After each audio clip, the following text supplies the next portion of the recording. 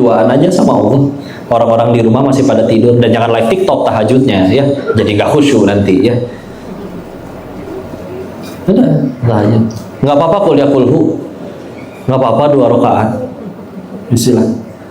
Beres sholat, curhat silakan tuh apa aja. Jangan lupa tambahin, ya Allah, ini hambamu pulang ya Allah. Engkau tahu apa yang hamba lakukan kalau sendirian.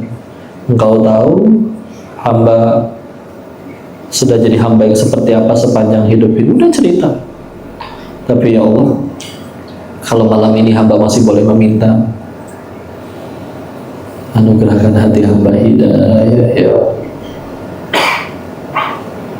Cobain, serius cobain. Karena kalau sudah sampai ini yang Allah kasih, selalu nemu jalan bahagia asli. Serius. Dan kalau punya segala-galanya tapi nggak punya ini, ngambek betulan. Serius ya. Koruptor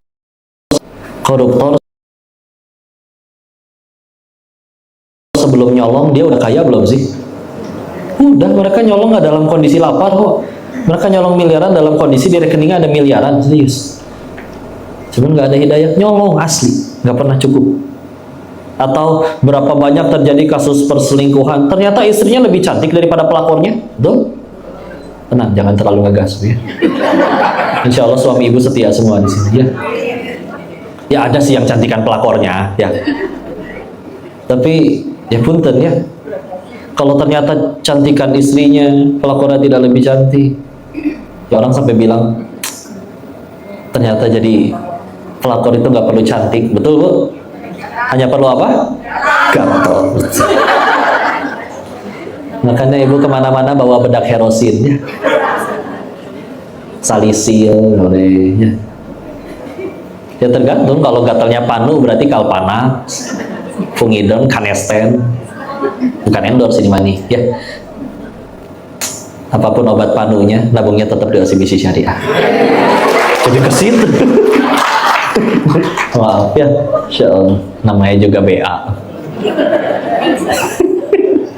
Ini jujur, makanya kalau apa santri penceramah dijadiin BA ya jujur lempeng. Kenapa kamu promoin? Udah BA. Ya, tapi udah emang gitu ya. Udah ya, kita memilih juga kalau tidak benar-benar keterjaga ke syariahnya tidak kita pilih ya. Bismillah. Jadi karena kalau kita doain orang hidayah, yang minta orang. Ini bayangin seorang hamba yang dia diizinkan minta apapun untuk dirinya, yang dia minta malah satu, hidayah. Gak mungkin gak Allah kasih. Sedangkan iman inilah satu-satunya jalan bahagia. Bismillah, yuk. Serius. Mahal. Karena ini udah punya, siap nanti. Jalan hidup kayak apa aja siap. Tanpa sadar nanti lama-lama kita jadi manusia yang tambah baik. Gak berani bohong, nggak berani khianat, nggak berani dusta, sedikit pun kalau bukan haknya nggak berani dia ambil. Ya kan orang senang sama orang yang kayak gitu. Enak tuh urusan sama dia mah. Dia jualan kurma, terakhir saya beli kurma di dia diingetin, jangan ini udah kurang enak rasanya. Saya tetap pengen beli, ya udah tapi saya diskonnya harganya. Enak banget urusan sama orang kayak begitu. Ya. Ibu pernah ngerasain nggak misalkan ke pasar beli ayam 1 kilo dulu? Misalkan 38.000 ya, dulu pernah 2019 pernah ngalamin 2020-2021an nyampe rumah teh mohon maaf baunya nggak enak, orang nyebutnya tiren mungkin atau apa gitu ya. Serius Bu, nggak balik lagi demi Allah. Dia dapat untung, bisa jadi untung, tapi untung dari jual ayam sekilo 38.000 paling dapat untung berapa sih? Dan hanya demi untung yang nggak nyampe triliunan itu, dia rela kehilangan satu pelanggannya yang bisa jadi koar-koar untuk kemana-mana, ngomporin orang supaya nggak beli di situ. Serius. Lama-lama kalau misalkan kualitas diri kita yang bagus, ngikutin asli. Kan yang mahal kitanya dong, punten ya. Ada orang misalkan dia beneran soleh, takwa, pinter, kreatif, punya karya, bukunya banyak, punya kebaikan, sekian banyak orang pernah jadi orang-orang yang pernah dia tolong. Suatu ketika dia pakai, mohon maaf ya, misalkan jam tangan belinya di TikTok Shop 89.000, dikira jutaan itu. Masa selevel si bos pakai jamnya 89.000? Bener bro, nggak mungkin bos. Gitu. Ya.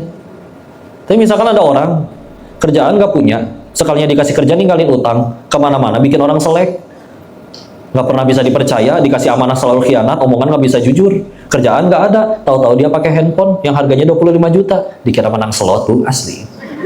Serius, ya.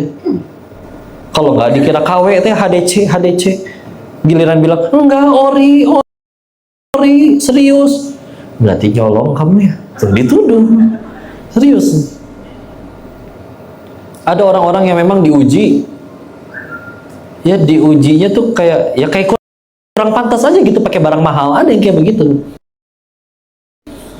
Dia udah beli jam tangan bagus, demi mencegah dia dihina sama orang, itu setruk bon pembeliannya dikantongin kemana-mana, ganti celana ikut dia sampai pudar itu. Tapi namanya ngelawan mulut netizen atau udah itu bon siapa kamu bawa-bawa tah gitu, tetap ya dipandang negatif. Ya gimana kitanya kan, punten ya, orang fitnah punten. Siapa misalkan orang yang sama-sama kita hormatin bareng lah, misalkan kita sebut, misalkan ya Ustaz Hidayat ya, tahu-tahu ada yang berkata, tahu nggak beliau selingkuh loh, ditampar kayaknya tuh sama dia. Kamu berani-beraninya yang ngomong kayak gitu ke guru saya gitu. Tapi misalkan yang difitnah gaya hidupnya gaya hidup yang pergaulan yang bebas, gak pernah jujur, kok postingannya juga selalu bicara aneh-aneh lah ya. Tahu-tahu ada gosip ini tentang dia, percaya orang Indonesia namanya Buya Hamka. Tahu? Beliau pernah dipenjara loh, ibu tahu nggak? Tuduhannya apa? Menggulingkan Indonesia. Dituduh ingin mengkhianati Indonesia. Tapi tahu, begitu Soekarno-nya wafat, permintaannya satu, saya pengen yang sholatin saya Buya Hamka, nggak mau yang lain.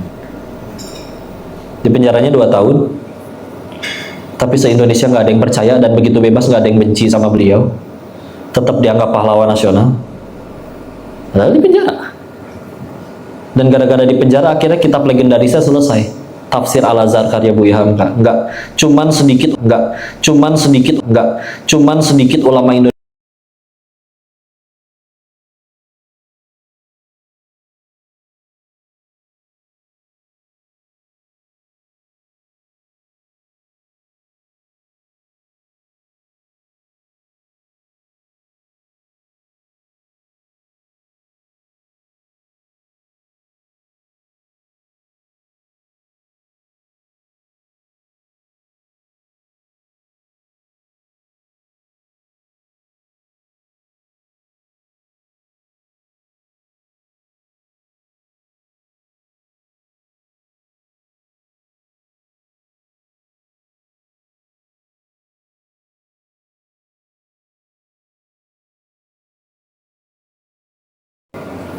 sulit, ya.